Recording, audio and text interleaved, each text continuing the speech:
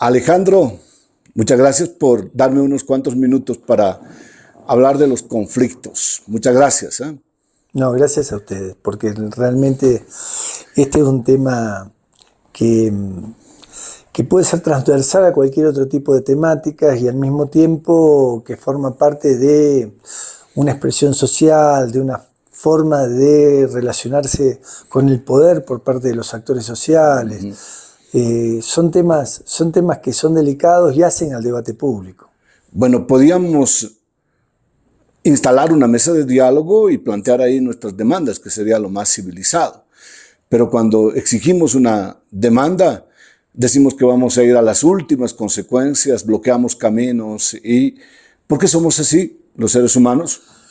Son prácticas sociales que han sido asimiladas como parte de las reglas de juego del poder. No podemos escindir los conflictos sociales de lo que son las lógicas de poder. La protesta social es un derecho. La gente tiene derecho a peticionar a las autoridades, de reunirse, de expresar su criterio, de hacer ver sus malestares, y es un derecho. Dentro de esos derechos hay formas y formas de llevarlos adelante. Usted planteaba lo de los bloqueos, usted planteaba lo de la acción colectiva con visibilidad pública dentro de lo que puede llegar a ser el escenario público. Y la realidad es que nosotros no trabajamos, los que trabajamos en el campo de la gestión constructiva de conflictos, para evitar que haya conflictos. Porque el conflicto es natural a la relación entre las personas, es natural como un motor social también. O sea, si tuviéramos las desigualdades y violencias que tenemos en toda América Latina y no tuviéramos conflictos, sería perverso. Porque alguien tiene que hacer valer también el lugar de exclusión, y donde hay alguien que siente que está excluido, hay alguien que siente también que tiene derecho a reivindicar para poder entrar en clave de conflicto adentro de lo que lo excluyó, que es teóricamente un sistema. Y además hay como una práctica por parte de cómo se tratan los conflictos, a partir de lo que denotan los conflictos, en función de lo que implica para alguien que tener un conflicto es un problema, es grave, es una barbaridad. Entonces saquen la gente de la calle, ¿qué hace la gente en la calle? Entonces los mismos gobiernos también transforman lo que era en la fase agonal, cuando te acompañan en el poder aquellos actores sociales que son tus fuerzas regulares, las transforman en fuerzas irregulares cuando llegan al poder. Y las nuevas fuerzas regulares del poder terminan siendo las fuerzas de seguridad para poder atender los conflictos. Y ahí es donde hay un choque de visiones, un choque de conceptualización. ¿Desde dónde se observan los conflictos? Porque desde donde se miren los conflictos va a ser directamente proporcional a cómo se intervengan los conflictos. Entonces acá planteo que hace falta mucha sensibilización de actores en materia de visión, análisis y abordaje de conflictos, pero especialmente hace falta mucho trabajo con el actor estatal, para que no muestre la peor cara en un conflicto, porque la represión es la peor cara que tiene un conflicto. Entonces, ¿cómo tramitar los conflictos? Usted decía, lo mejor sería una mesa de diálogo. Y sí, ahora, ¿todos están predispuestos a dialogar? Si incluso hasta el diálogo representa para algunos sectores cierto grado de debilidad. Entonces, la imposición de la lógica del poder implica una especie de fuego contra fuego. Entiendo, hagamos un paréntesis aquí. O sea, no trabajamos para evitar el conflicto, sino para transformar el conflicto. Bien, para transformarlo y para evitar la violencia. Para evitar la violencia. Para evitar la violencia. Porque no es que el conflicto implique un lugar que hay que sofocarlo, que hay que terminar con el conflicto. No, o sea, hay que gestionar el conflicto. Hay que gestionar el conflicto para salir de una lógica de violencia a una canalización, a una forma de tramitarlo el conflicto que llegue sin violencia al escenario social. Bueno, casi siempre termina en diálogo, en mesa de diálogo, pero lamentablemente llega después de heridos, después de muertos y después de un perjuicio económico tremendo, ¿no? O sea, parece que primero nos tensionamos y después logramos el conflicto o buscamos el diálogo, ¿no? Quizá la gestión del conflicto llegue tarde. porque los conflictos tienen determinado tipo de fases. Hay una fase de latencia, cuando hay una primera sintomatología de la existencia del conflicto, malestar, pedidos, demandas, cuestiones que se han planteado y no tuvieron respuesta. Bueno, esa es la parte de latencia del conflicto. En esa parte de latencia se podría trabajar muy bien. Y generalmente hasta que el conflicto no escala, no llega a mayores, no se ve en la televisión, no está posicionado con un malestar que se le provoca a otro, como un bloqueo, y el conflicto no tiene entidad de conflicto para muchos. Por eso, yo digo, a veces se llega tarde al conflicto, porque habría que trabajarlo cuando está la primera sintomatología. Sí, pero ese es el problema, que cuando está, no, son 4 personas, no, son 4 jóvenes, no, son muy poquitos, no, esto empieza y después se acaba, casi siempre empieza así, o por lo menos esa es la mirada del político, ¿no? Sí, sí. Y algunos esconden la basura debajo de la alfombra y esperan que el tiempo se lleve el conflicto. Y usted sabe que cuando uno esconde la basura debajo de la alfombra aparecen ácaros en la alfombra. Y después uno no puede ni pisar la alfombra. Entonces digo, hay que bien tratar a los conflictos también. Para eso nosotros tratamos de dotar de la mayor cantidad de recursos posibles, tanto a los actores sociales como en este caso que estamos trabajando con las defensorías del pueblo, para que puedan intervenir a tiempo en los conflictos. ¿Qué es a tiempo? En un sistema de alerta temprana, en un momento de latencia o cuando el conflicto desescaló. Porque a veces desescala el conflicto y se tocó el tema conflictivo, pero no se tocó la raíz del conflicto. ¿Qué quiere decir esto? Que el conflicto tiene una causa arraigal, que puede ser por identidad, cultura, patrones relacionales históricos. Y si no trabajamos esas cosas, el conflicto va a quedar allí esperando su mejor momento para recrudecer. Ese es el problema, ¿no? Creo principalmente que vemos la punta del iceberg, como se dice, ¿no? O del iceberg. O sea, cuando vemos solamente, no sé, una muerte, o vemos algo, o vemos una violación, pero parece que no logramos ver toda una estructura del conflicto, porque casi siempre hay una estructura del conflicto, ¿no, Alejandro? Sí, hay causas estructurales que dan vida a esa punta del iceberg. Y uno lo tiene que pensar como si fuera un árbol, ¿no? Con una raíz, con lo que vemos del árbol, pero la raíz del árbol está. Si yo le pido a alguien que dibuje un árbol, difícilmente me lo dibuje con raíz. Pero todos sabemos que una raíz tiene el árbol.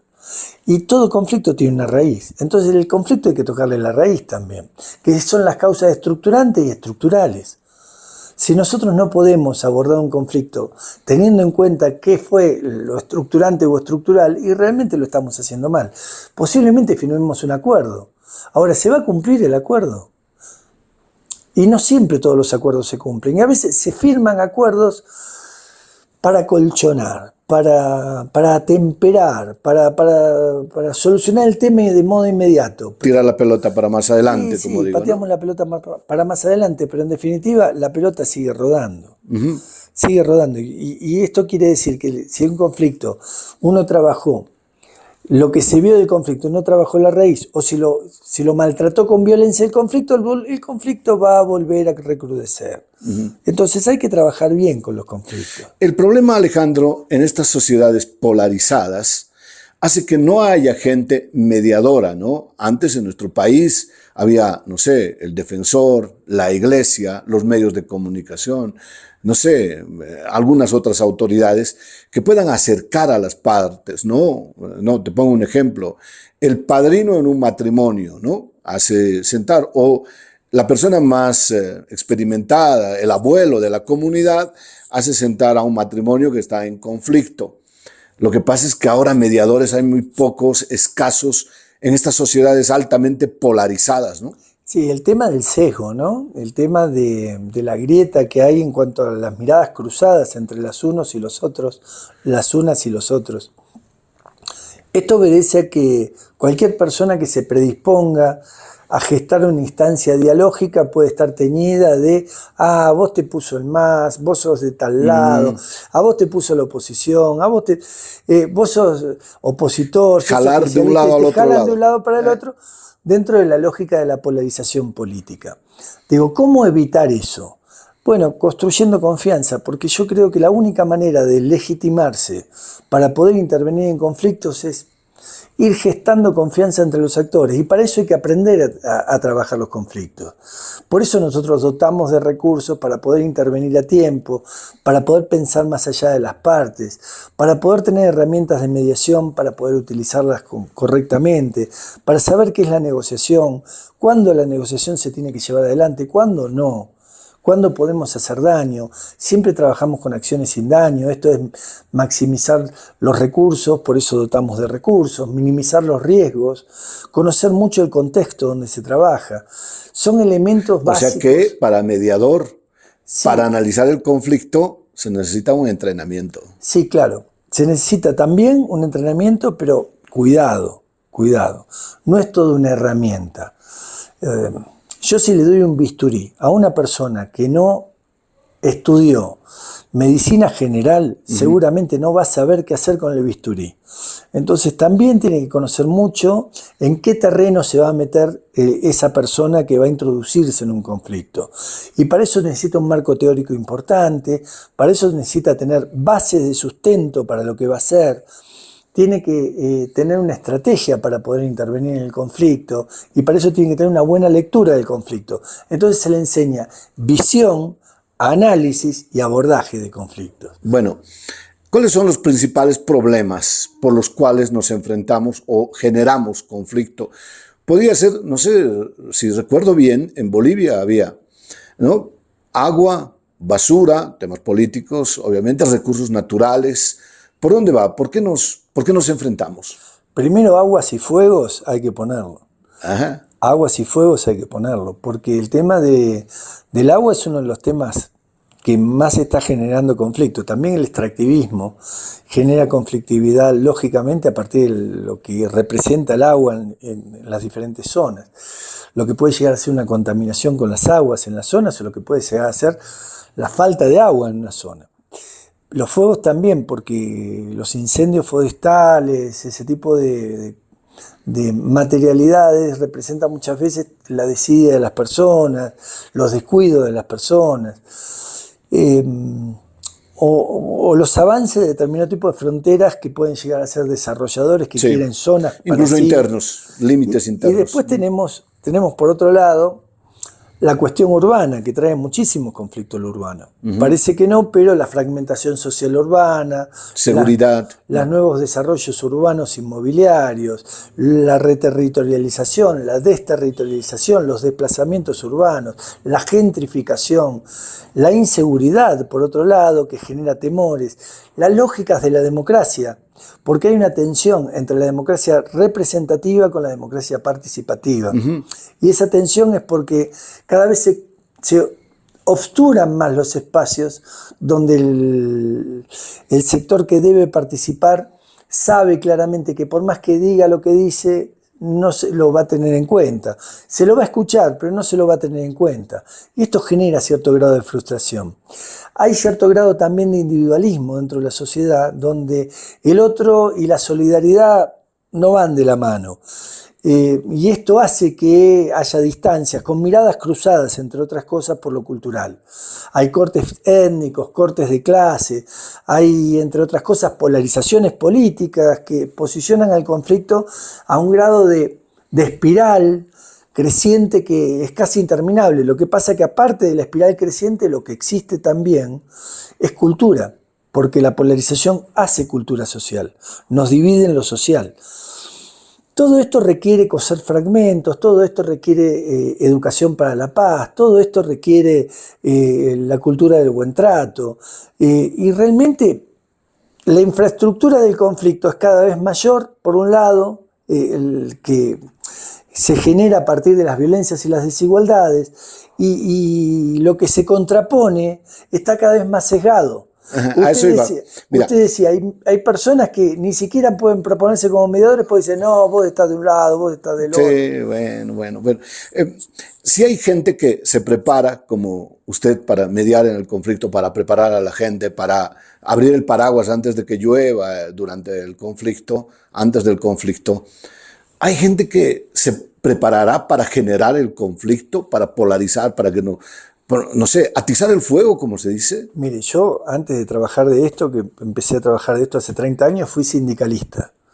gestaba los conflictos, o sea, me preparaba para hacer conflictos. Atizaba el fuego. Claro.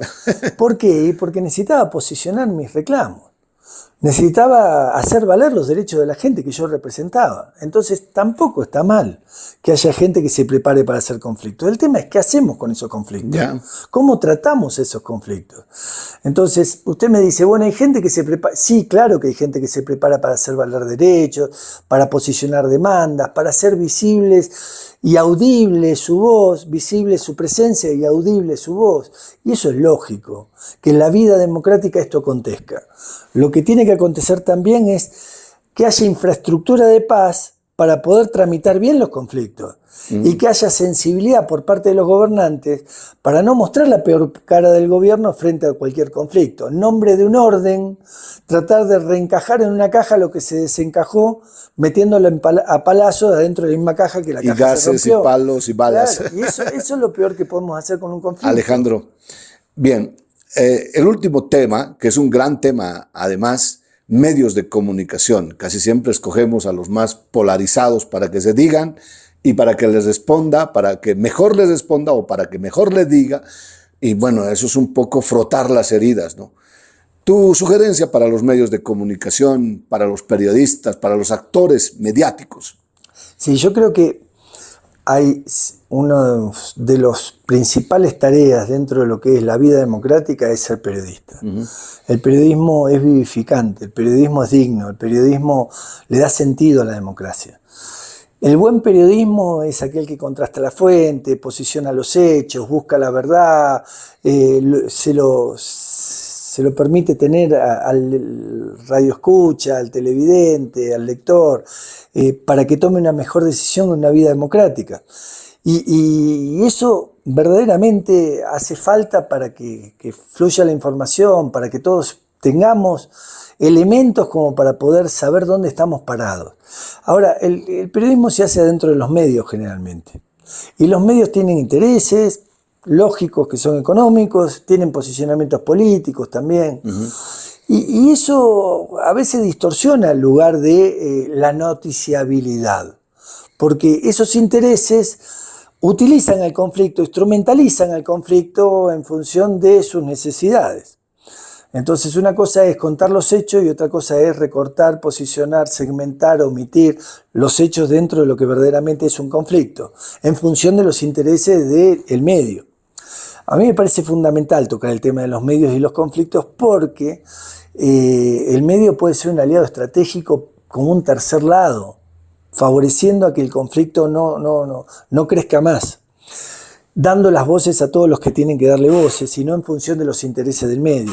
Por eso yo creo que es fundamental tener en cuenta que hay un lugar para el periodismo y los conflictos, que es apropiado, que es el lugar donde verdaderamente uno puede decir, gracias a que están los medios no hay represión, gracias a que están los medios no hay abuso de poder por parte de las fuerzas de seguridad, todo esto existe. Pero también los medios a veces manipulan el conflicto y hay que evitar ese lugar de los medios. Uno dice, bueno, el buen periodista no hace esto, sí, pero el buen periodista trabaja en un medio y depende mucho del medio si un conflicto se muestra, no se muestra, qué se muestra del conflicto. Muchas gracias, Alejandro. No, muchas gracias a ustedes, un gusto. Periodismo que cuenta.